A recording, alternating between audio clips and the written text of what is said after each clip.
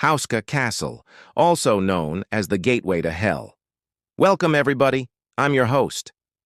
Tonight, we travel deep into the forests of the Czech Republic to a mysterious fortress that doesn't guard against invaders, but instead serves as a warning about the perils of tempting fate and how some doorways shouldn't ever be opened.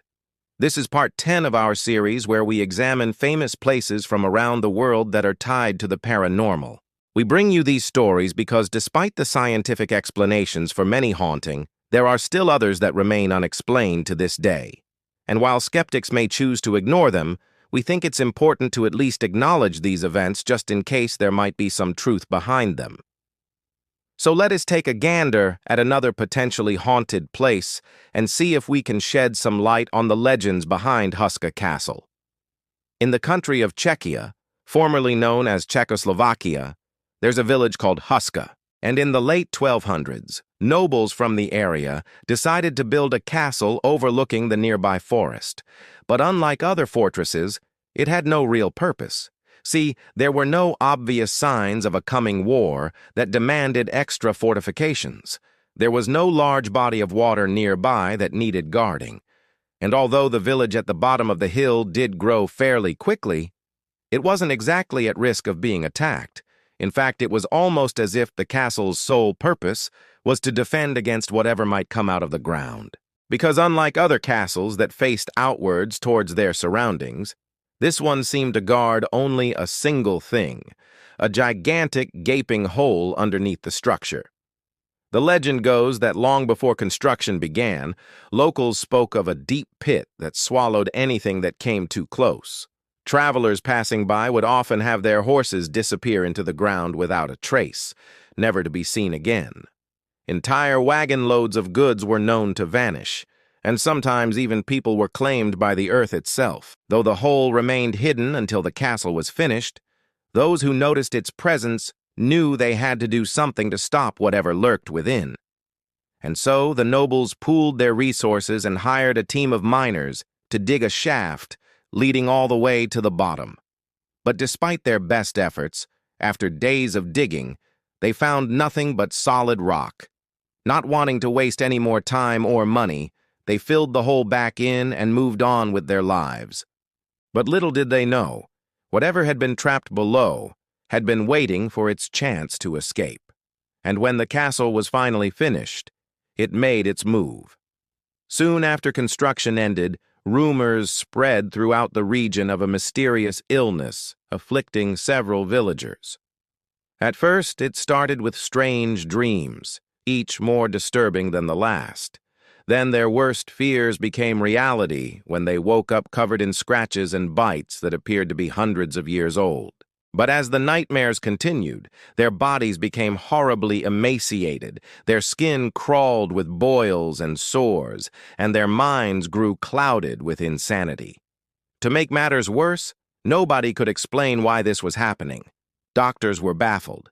Religious leaders offered prayers, but the sickness continued to spread. Eventually, the town's priest spoke with the local nobles and an agreement was made. Anyone convicted of a serious crime or anyone who simply wanted to avoid the gallows would be offered a choice, execution, or they could be sealed inside the castle, trapped in its highest tower, left to die from starvation. The first few men sent to the castle claimed the guards guarding their cells were demonic in appearance, towering beasts with flesh like rotting meat and eyes burning with infernal flames. Of course, most assumed these were just the ramblings of a madman, until they too began to fall ill. After weeks of torment, the prisoners were brought before the judges once more and given another choice. Either confess to their crimes and accept the punishment, or they could be thrown into the very pit that allegedly housed the source of the sickness. Unsurprisingly, everyone chose to confess, and with their trials over, the condemned were taken to the top of the castle. A trap door was opened, and they were lowered slowly into the darkness. Legend says that the first man screamed for hours, as if fighting off some sort of creature. Then suddenly everything went silent. When the rope was pulled back up, his hair had turned completely white, and his face contorted in a permanent state of terror. He was taken back to his cell where he died only 2 days later. As the months passed, the townspeople became desperate, sending anyone they deemed worthy of the title villain into the pit. But still, the sickness continued to spread. Many believe the nobles sacrificed their own family members to the hole, including children, just to end the plague. Others say the mayor was thrown into the castle for hoarding food and raising prices during the outbreak. But it didn't matter who it was. Nobody survived. Each victim suffered the same horrible fate. And as their cells emptied, the cries from the pit grew louder, more frequent and more insane.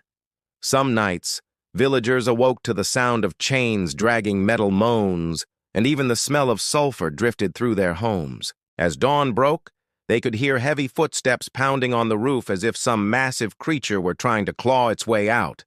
Then just as quickly, it would fall silent. Then came the final incident.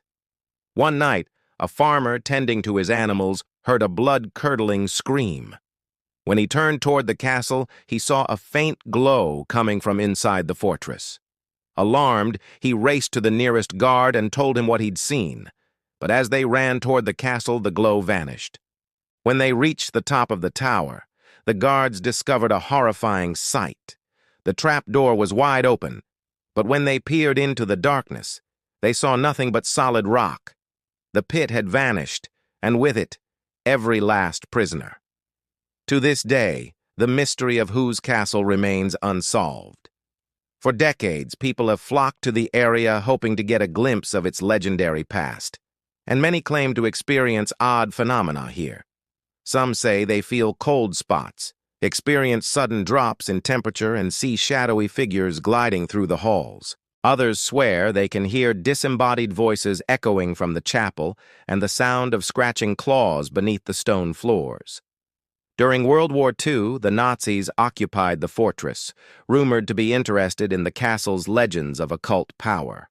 Some believe they attempted their own rituals here, attempting to harness whatever evil had been buried beneath the castle grounds, but whatever they unleashed only made things worse.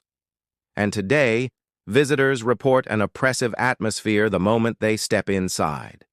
Cold drafts with no source, whispers from the empty chapel, and always the feeling of being watched by something deep below. But whether or not any of this is true, we'll leave up to you. All I know is that the castle isn't exactly what it used to be. Much of the fortress burned down in the 1600s, and only the chapel remained standing, built directly above the pit that was sealed all those years ago. But if the legends are true, then the fortress is not a sanctuary, but a prison. A lock holding shut the gates of hell. And although it might seem like a terrifying thought, maybe we should be grateful for that. After all, if we're ever to have a chance at combating the evils of this world, then we have to believe that somewhere, somehow, there are things far worse than ours waiting to get out. So please, before you head out, let us know in the comments below what you think. Do you believe in doorways to hell? Have you ever visited a place that felt haunted? Well, now's your chance. Share your thoughts with us and the rest of our audience. And while you're down there, if you liked this video, be sure to hit that thumbs up button. It really helps us out. And if you haven't already, hit that subscribe button. That way you won't miss any of our future episodes. Until next time, remember, some doors are never meant to be opened.